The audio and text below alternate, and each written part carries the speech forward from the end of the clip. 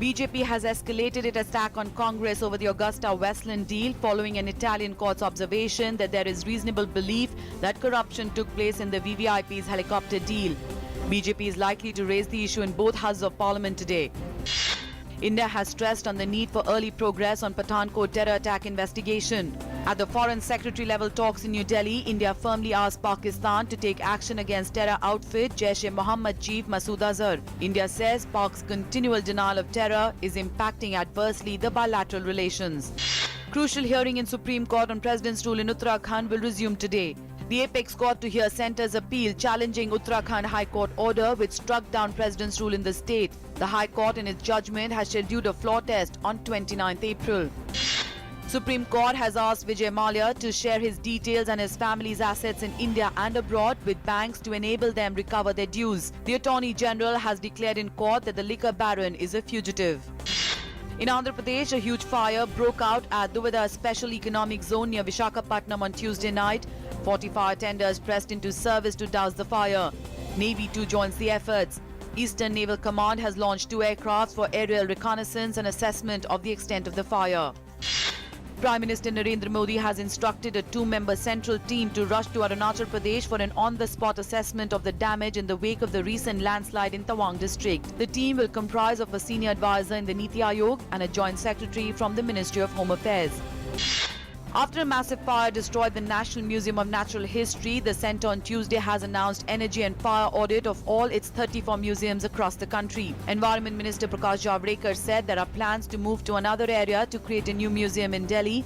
The project cost is 225 crore rupees.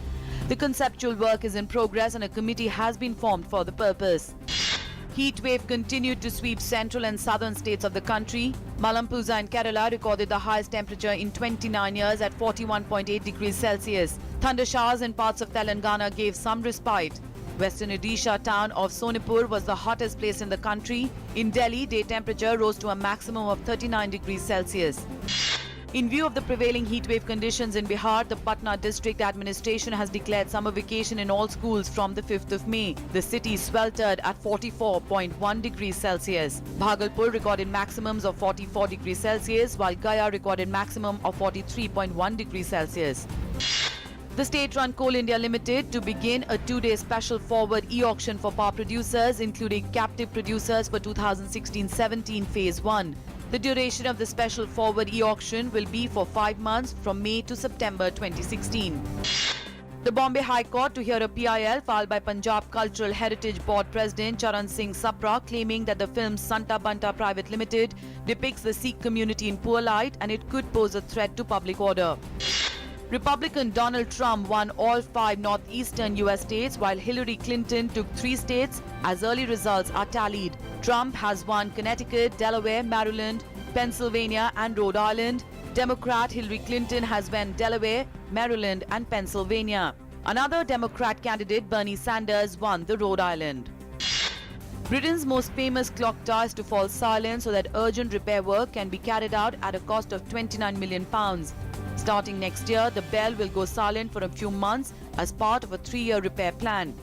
Parliament chose to stop the chimes of Big Ben after 157 years of nearly unbroken service to prevent its mechanism from failing. 11 men were shot dead in Cape Verde on Tuesday, killing 8 soldiers, a local civilian and 2 Spanish citizens.